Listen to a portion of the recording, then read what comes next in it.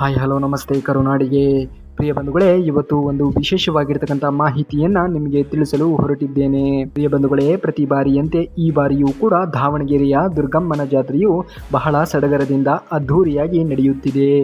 ಈ ಜಾತ್ರೆಯು ತನ್ನದೇ ಆಗಿರ್ತಕ್ಕಂತಹ ಇತಿಹಾಸವನ್ನು ಹೊಂದಿದ್ದು, ಈ ಜಾತ್ರಾ ಮಹೋತ್ಸವಕ್ಕೆ ನಾನಾ ಭಾಗಗಳಿಂದ ಜನರು ಧಾವಿಸುತ್ತಾರೆ.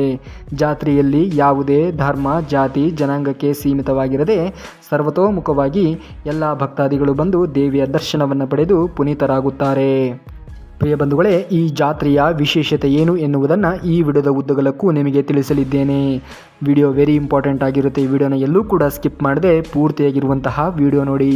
ನೀವೇನಾದರೂ ಆ ದುರ್ಗಮ್ಮನ ಭಕ್ತರಾಗಿದ್ದರೆ ಒಂದು ಲೈಕ್ ಮಾಡಿ, ಜೊತೆಗೆ ಜೈ ದುರ್ಗಮ್ಮ ಎಂದು ಕಾಮೆಂಟ್ ಮಾಡಿ. ಸೊ ಮತ್ತೆ ಆಗ್ತಡ, ಬನ್ನಿ ಇವತ್ತಿನ ವಿಡಿಯೋನ ಪ್ರಾರಂಭಿಸೋಣ.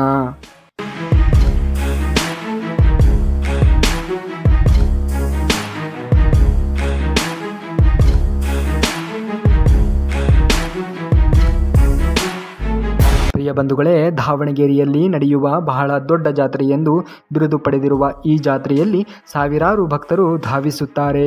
ತಮ್ಮ ತಮ್ಮ ಹರಕೆಯನ್ನು ಕೊಟ್ಟು ದೇವಿಯ ಕೃಪೆಗೆ ಪಾತ್ರರಾಗುತ್ತಾರೆ.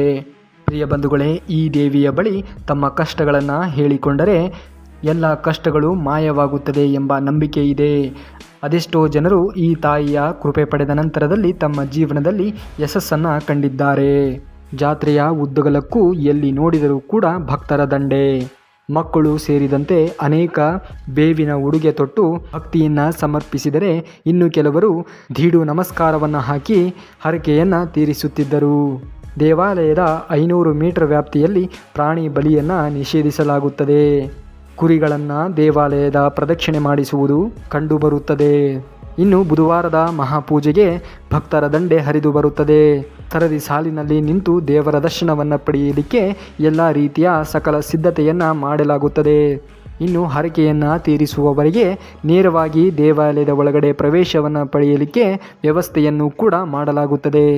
ಭಕ್ತರು ಕಾಯಿ, ಹಣ್ಣು ಸೇರಿದಂತೆ ದೇವರಿಗೆ ಕಾಣಿಕೆ ಅರ್ಪಿಸಲು ಎಲ್ಲ ರೀತಿಯ ವ್ಯವಸ್ಥೆಯನ್ನು ಮಾಡಲಾಗುತ್ತದೆ.